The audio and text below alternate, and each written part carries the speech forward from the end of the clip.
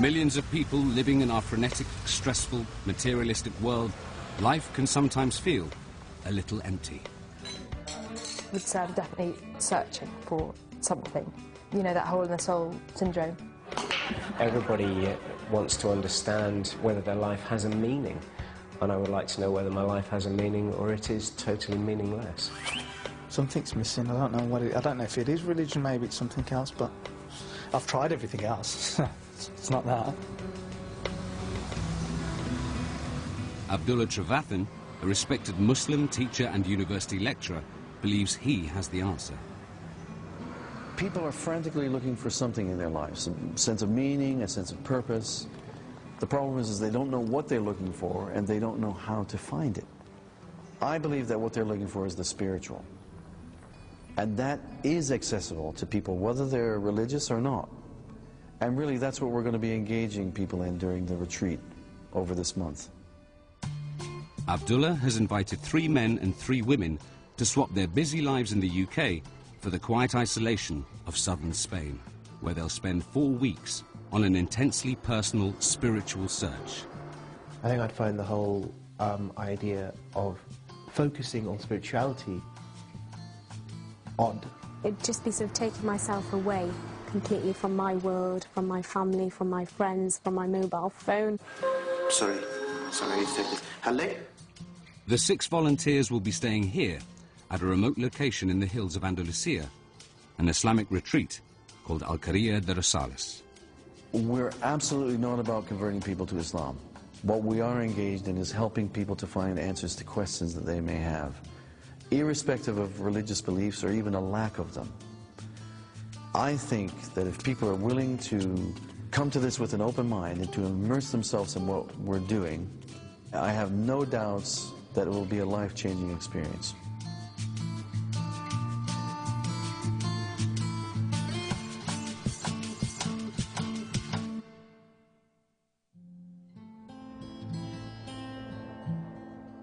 The retreat is situated on the historic frontier of Islamic and Christian civilizations. It welcomes visitors from any faith and caters to Muslims of all persuasions by promoting the values of what they call classical Islam, which emphasizes the spiritual roots of the religion. Though himself a Sufi, one of many branches of Islam, Abdullah is convinced that the values of classical Islam can be embraced by all. Welcome. My name is Abdullah. Hi. Hello, nice to meet you. Nice to welcome salam. Hi. Hello, nice to meet you. Thank you for coming. Come on, let's go inside.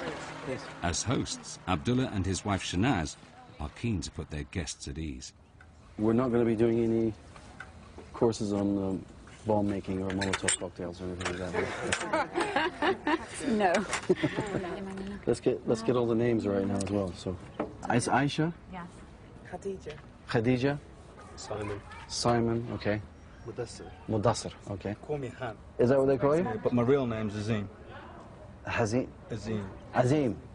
And I'm Pom. Pom. You're Pom. Yes. Han and Pom. What wonderful names.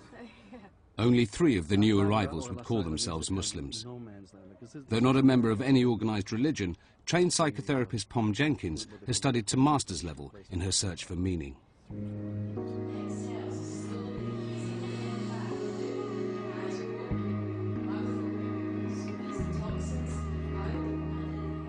As long as I can remember, I think I've always had part of my brain thinking, what's the point in living unless you're searching for some kind of greater meaning and hopefully finding it? And because otherwise it's just completely pointless. Trust that standing leg, use it like a seat. I trained as a Reiki practitioner. I kind of looked into Buddhism. I've been to all sorts of Kabbalah lectures. I mean, it's more kind of what haven't I tried. I would like to get a greater sense of peace out of this. I hope, in a really greedy way, I have some kind of experience of the divine, basically. Because I really want it, and I feel like I've tried so hard, and that's probably the problem. Rosales is an Islamic retreat, so males and females will be staying in separate accommodation. Okay, we'll take you in here, yeah. While Abdullah looks after the men, Shanaz shows the women to their rooms. Okay, these are your living quarters. You've got a kind of a common room here. For the next 4 weeks, this will be home. minus the TVs, phones, radios and computers. My little Quran, that hopefully I'll get more time to actually read in Arabic and in English. I'm really excited because I've been waiting for this opportunity for such a long time.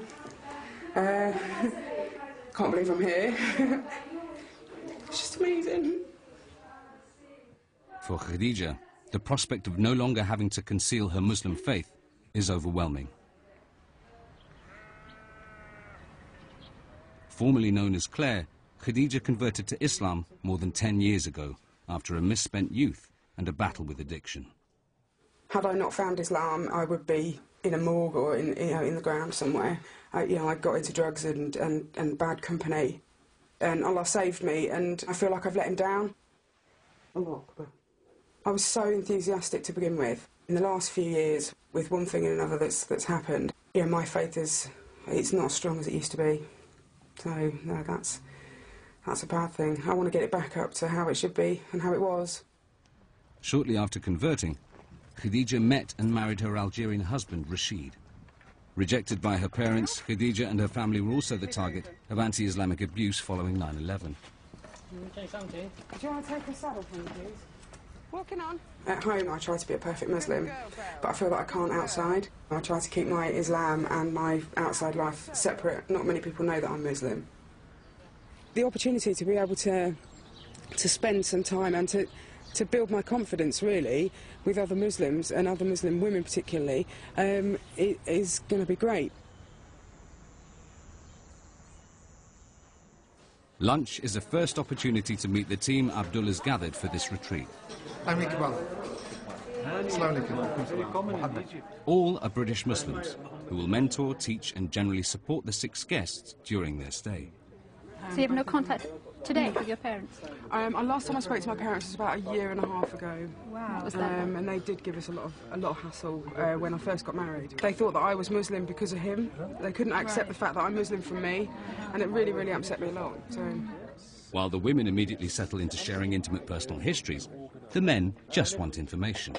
Sorry, but you're going to have to forgive my ignorance. The difference between Sunnis and Shias is equivalent to Christians and... No, probably more like Protestant, slightly, ever so slightly, for Catholic and Protestant, maybe. Yeah, but that's not really a good example, but something like that. Yeah. Science graduate Simon Yarrow feels he needs data to help him on his spiritual search. He describes himself as a questioning agnostic who has good reason to question. I had testicular cancer about 8 years ago. So every month I was literally looking down the barrel of the gun, not knowing whether or not I was going to live or to die. And so those questions automatically bring to the forefront of your mind whether or not there is anything afterwards. Simon's search for meaning has already taken in the Christian Church's Alpha course, but it left him unconvinced. I'd hope from this experience to get 2 things. Definitely a better understanding of Islam in terms of how it relates to the rest of the world and other world religions. The other thing is potentially a religion that I could follow. Allahu Akbar. Muslims believe that 1400 years ago, God, or Allah, spoke directly to the Prophet Muhammad. His message was recorded in the Quran, which represents the direct word of God, so cannot be questioned or altered in any way. Han, are you okay for coming to the mosque? You don't have to pray, just come with us. Yeah, I'll come. Yeah? Yeah. Okay? Okay. Yeah. Because we're going to be doing it over the month. Yeah. You know, we're not going to force you to pray or anything. Islamic practice is based on 5 obligations or duties known as the 5 pillars, which every Muslim must observe in order to live a good and responsible life. The first and most important pillar is to believe in one God only, and that the Prophet Muhammad was his last and final messenger. The second is to pray 5 times a day. For some of the new arrivals, the ritual of Islamic prayer is utterly alien. For others, reassuringly familiar. Despite the many interpretations of Islamic practice across the globe, the 5 daily prayers are fundamental and non-negotiable.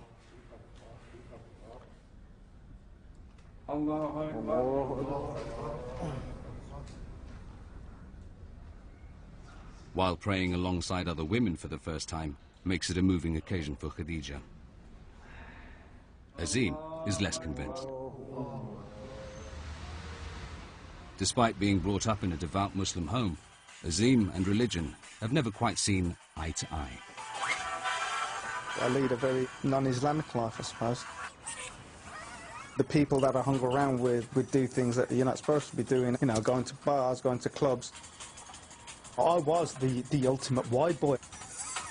I was a naughty boy, and I've done so many silly things that, you know, Muslims are, you know, I'm not proud of them. Azim's bad boy behavior and hedonistic Western lifestyle have been an ongoing source of disappointment to his parents. And splashing out on traditional clothes for the retreat may be more to do with wanting to look the part than a desire to reconnect with his Muslim roots. My parents are very religious. They pray every single day, but I just don't. Everybody seems to find religion sooner or later. Maybe it's my time to try and find it. I'm not hoping to actually come back with a massive beard and a hat on and, like, you know, actually say kill all the infidels, you know. I'm hoping that I'm going to come back and actually just feel a lot more calmer and actually be reintroduced to it in such a way that I am actually going to find it pleasurable.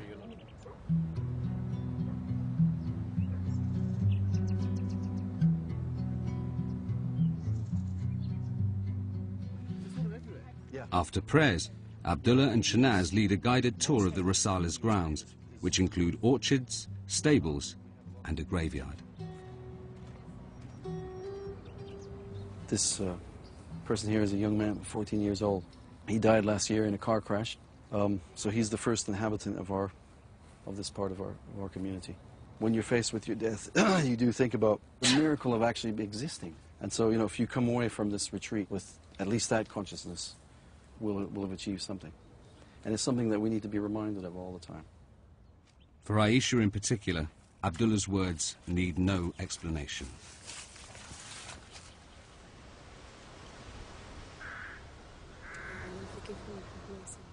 Just 6 weeks before coming on the retreat, her own father passed away unexpectedly. I think an opportunity to get away from family, friends, telephone, email, just to have actually a chance to kind of properly reflect on the past and actually look at, you know, the future, as I'm very much at a juncture in my life, quite an important juncture now. Aisha is a trained barrister with a master's in Islamic law. She is a fervent Muslim. Even as a child, she contested the right to wear her hijab at school.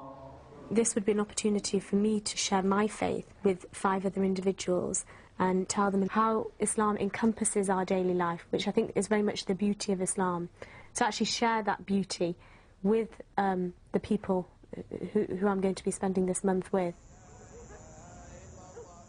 The ultimate aim of all Muslims is to be aware of Allah's presence at every moment and in every action.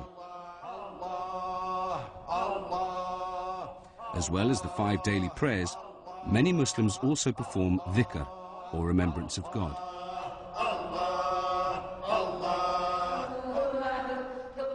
One form of dhikr practiced at Risalas involves men and women separately chanting the names of Allah or sections from the Quran as a way of focusing on the divine.